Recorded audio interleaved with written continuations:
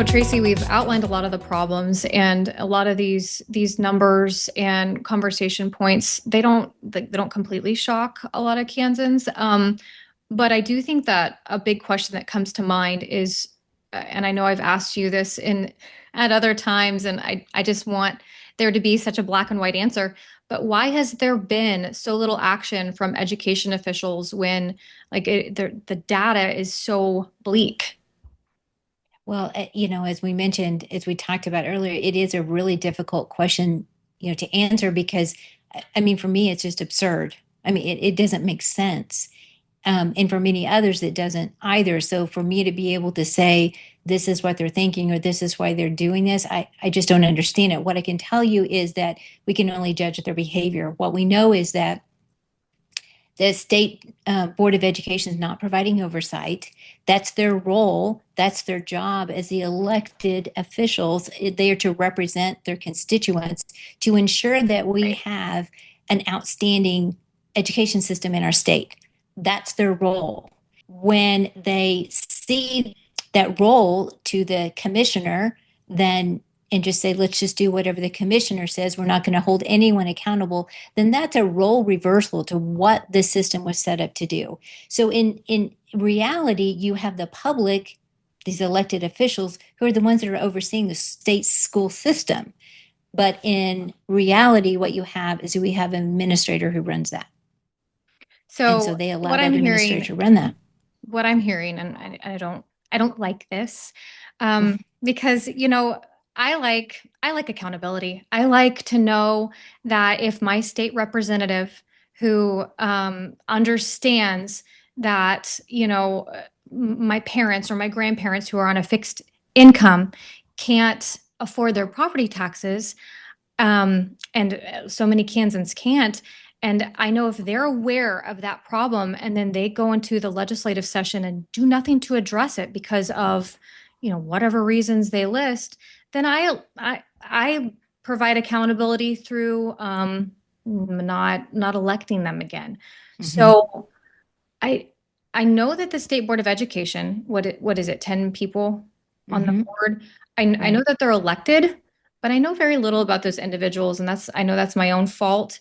How else do we hold them accountable? Do we just not vote for them? And then you also mentioned um, the commissioner right now, who's Mm-hmm. Randy Watson, and Mm-hmm. they kind of serve as like the chief of the board a little bit, the person Right. that goes out and implements the policies to the local school board. Is kind of he or she, the commissioner, are the face of that state board.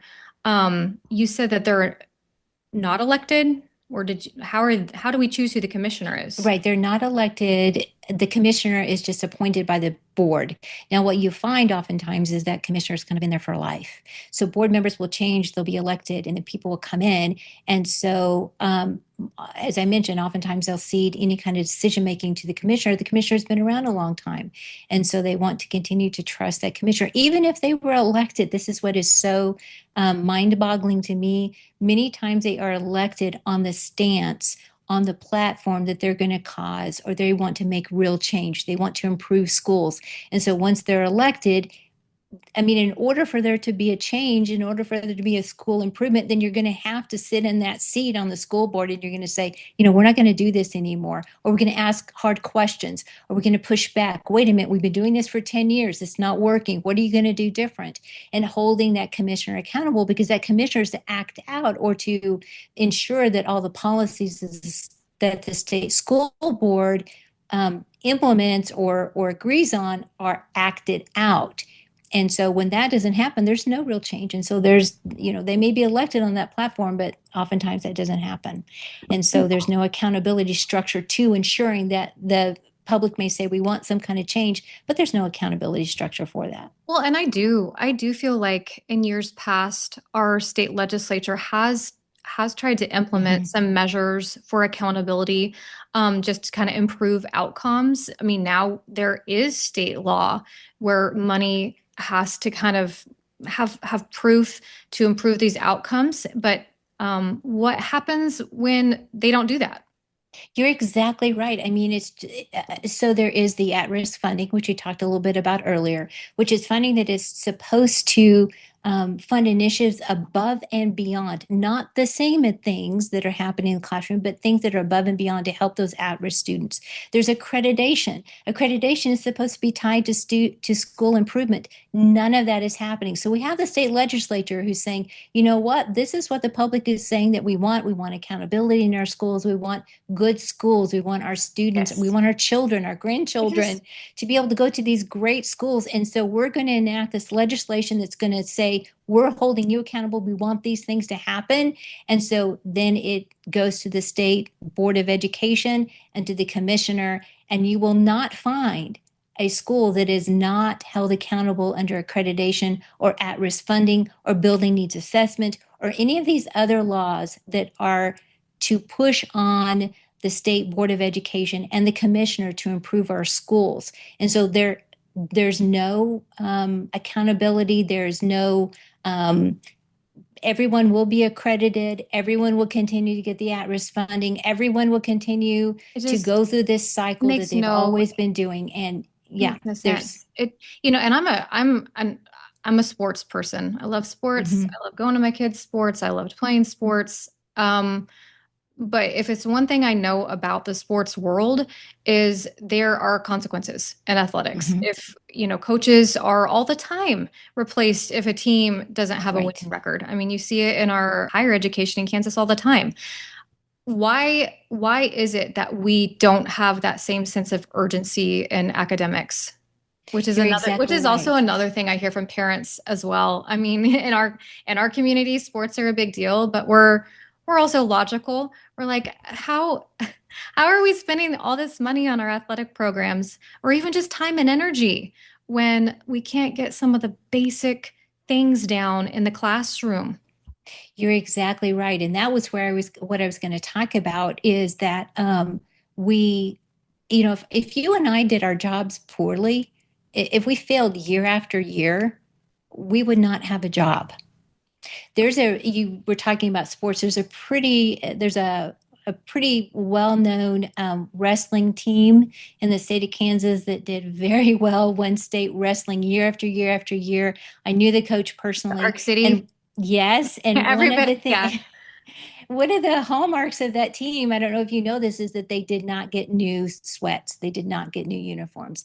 They Because their coach said we don't need them. I mean, I knew him personally. He was a farm guy, and Practical, he said they practical work, they're guy. fine. Yeah, Yeah. I love And so it. he said, um, and so it wasn't about the glitz. It wasn't about all those things that really didn't affect how they wrestled.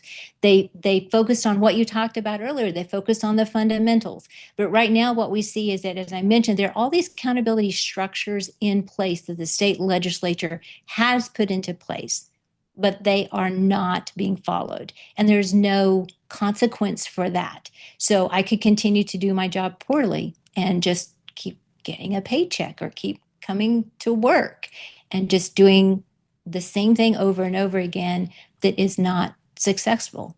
Well, and I don't think it's fair to say that our administrators don't want kids to do better. Right. I think a lot of them, um, all of them, I think that they would want our kids to do better. But sometimes, at least historically, with what I'm seeing, the Department of Education in our state and the state board, they they manage perceptions rather than addressing those root causes. Um, and a lot of our legislators, they will avoid voting on reform proposals to protect their chance to get reelected. And so, to that, I would say, um, you and I are in the hot seat. Yeah. We're the ones that have to have that sense of urgency and make a change. So, Yeah, and we're the ones that have somebody has to speak up. Somebody has to say something. Somebody has to do something. I mean, even the state board of education, they accept licensure from different universities in the state. And there are some of the universities in the state that have education programs or colleges of education that do not teach sound, teaching of reading practices. But they're just accepted and, carte blanche with no So accountability I there think either. of So this. there's so many different layers here of accountability structures that have been put into place. I mean, they've been given this gift. Here's what we want to make sure, that will hold this accountable so that our students will get the best education. There are measures there. They're just not being used.